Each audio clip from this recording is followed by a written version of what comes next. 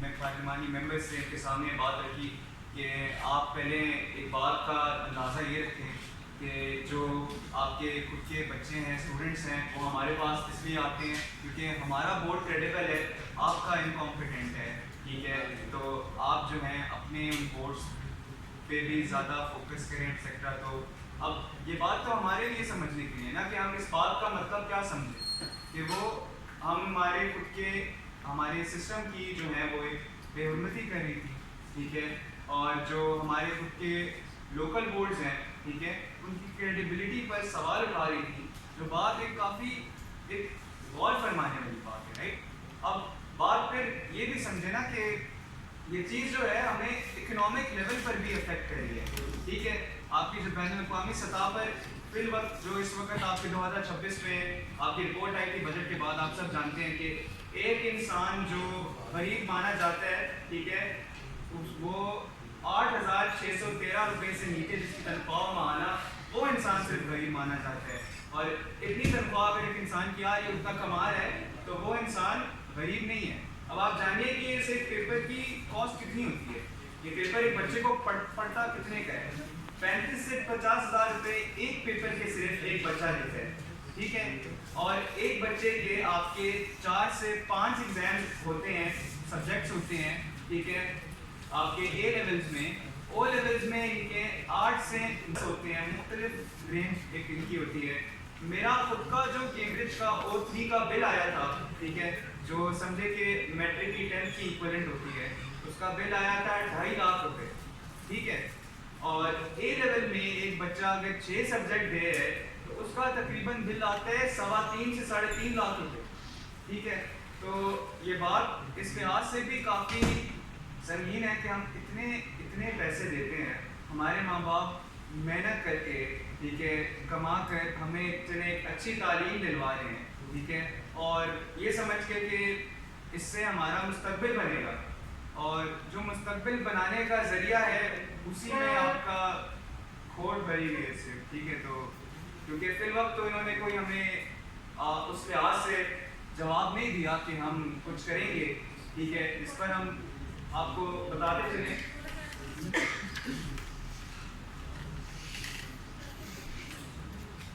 کہ ہم جب سینٹ کی کمیٹی میں گئے، جیسے میں نے آپ کو بتایا ملک صاحب نے اس تحریک کو ریپرزینٹ کیا، تو وہاں پر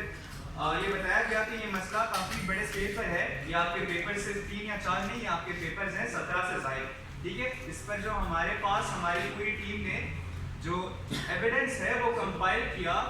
کس آپ کے کرائٹیریا پر، جو کرائٹیریا کیمبرج خود کہتے ہیں کہ اس کو ہم جو ہے کنسیڈر کریں گے۔ وہ کہتے ہیں اسکرین شاٹس وغیرہ تو آپ کی اے آئی جنریٹڈ ہو جاتی ہیں، تو ہم اسکرین شاٹس وغیرہ کو نہیں مانیں گے، آپ کی اسکرین ریکارڈنگ ہونی چاہیے، اس کے اندر ٹائم زون ہو، ٹائم اسٹیمپ ہو، پھر ہی ہم مانیں گے کہ اچھا یہ پیپر جو ہے یہ واقعی لیک ہوا تھا۔ لیکن ہم نے ان سب چیزوں کو کمپائل کر کے رکھا، ان کو ای میلز کی، ان کا کوئی جواب نہیں آیا، ٹھیک ہے؟ جس کی وجہ سے پھر سینٹ کی آپ کی دوسری کمیٹی بیٹھی 16 جون کو، جہاں پر ہم نے بتایا، کیونکہ جو چیئرمین صاحب تھے نا آپ کے غلام علی ملا صاحب کو، ان کو کہا گیا تھا کہ آپ 6 مہینہ آپ کے پاس ہے، آپ اس مسئلے کا حل نکالیں، کیونکہ IPCC وہ پارٹی ہے، وہ ادارہ ہے پاکستان کا جو کیمبرج کے ساتھ ڈائریکٹ رابطے میں رہتے ہیں، کیونکہ ان کی اتھارٹی کے انڈر کیمبرج آنا چاہیے، ٹھیک ہے؟ جو اس وقت نہیں آ رہا تھا، اس بات ہے کیونکہ رجسٹریشن ہی آپ کی نہیں ہوتی۔ تو جب اس کمیٹی میں ہم گئے، میں خود ذاتی طور پہ وہاں موجود تھا، تو یہ بات ہمارے سامنے واضح ہے کہ اس وقت تک کچھ کیا نہیں گیا، ٹھیک ہے؟ تو اس بات پر چیئرمین بشرا انجم بٹ صاحبہ نے ایک انکوائری کمیٹی کانسٹیٹیوٹ کی بنائی، جس میں انہوں نے ہماری تحریک کو بھی ایک ممبرشپ دی، ریپرزنٹیشن دی، ٹھیک ہے؟ افیکٹڈ اسٹوڈنٹس کو ریپرزینٹ کرنے کی ہمیں یہ اپرچونیٹی ملی آل اوور پاکستان، ٹھیک ہے؟ ایک گورنمنٹ کے لیول پہ۔ تو اب پھر وہی بات ہے نا کہ ہمارا نظام بھی جو ہے وہ کافی سلو ہے، ٹھیک ہے؟ کیونکہ آپ کے اس میٹنگ کے جو ڈائریکشنز تھے نا، بنا ڈائریکشنز کے تو کام نہیں چلتا آپ، کیونکہ مانیے کہ کیمبرج اور برٹش کاؤنسل کو آپ صرف زبانی تو نہیں ہم کہہ سکتے کہ آپ ہمارے ساتھ آئیں بیٹھیں، تو وہ ایک ڈائریکٹیو آنا تھا ان کا میٹنگ منٹس میں، وہ ہمیں ریسیو ہوا 25 دن بعد 6 جولائی کو۔ تو آپ کے 2 مہینے گزر گئے، 11 جون کو آپ کے ایگزام ختم ہوئے، آپ کا مہینہ گزر گیا، مہینے بعد پھر 6 جولائی کو نوٹس ریلیز ہوتا ہے، وہاں پر جو جو آپ کے ممبران تھے اس کمیٹی کے، ہماری خود کی تحریک کے نمائندے، آپ کے منسٹری آف وزیر تعلیم کے ministry of education and professional training کے نمائندے، مس ہمارا جو ڈپٹی سیکرٹری ہیں مس ہمارا نسیم، وہ موجود تھیں اس کمیٹی میں، آپ کے برٹش کاؤنسل کے کنٹری ڈائریکٹر جیمز تھامسن، آپ کے کیمبرج کے گورنمنٹ افیئرز آفیسر مصطفیٰ گیلانی، اور آپ کے آئی پی سی سی کے وہاں پہ ڈی جی صاحب موجود تھے عثمان خان، اور وہاں پہ ڈائریکٹر ایجوکیشن موجود تھے شہزاد گیل صاحب. ٹھیک ہے، تو ہم اس انکوائری کمیٹی میں بیٹھے. پھر ایک بڑے مزے کی بات میں آپ سب کو بتانا چاہوں گا کہ یہ ہمیں اتنا سیریس لینے تھا کہ جو پہلی ای میل کا رسپانس آیا تھا وہ کیمبرج کا یہ آیا تھا کہ ہم سب جو ہیں وہ ملک سے باہر ہیں، ہم آ نہیں سکتے. ٹھیک ہے، ہم میٹنگ اٹینڈ نہیں کر سکتے.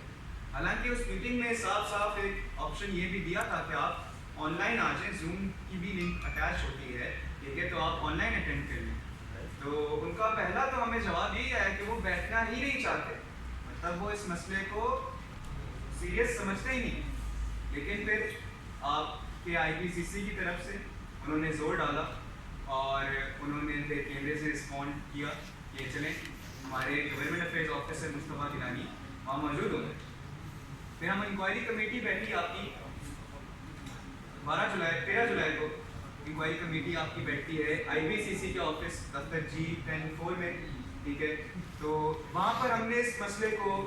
ان کے سامنے پیش کیا، کیمبرج کے سامنے. اور اس سے پہلے آئی پی سی سی کے ساتھ ہم نے 3 سے زائد مرتبہ ان کے ساتھ ہم بیٹھے اور اس پورے جو اس مسئلے کے اوپر ہم نے اپنے جو سولوشنز تھے، ہماری جو تجویز جو ہم پیش کرنا چاہتے تھے کیمبرج کو کہ اس مسئلے کا حل ہم اس طرح سے سمجھتے ہیں کہ یہ کیا جا سکتا ہے حل، تو وہ اس طرح سے ہو، وہ ہم نے ساری چیزیں پراپرلی ڈاکیومنٹ کی. یہ مانیے کہ ہم اس تحریک کو کافی ایک اچھے اسٹرکچر کے ساتھ لے کر چل رہے ہیں اور شروع سے لے کر آتے جا رہے ہیں.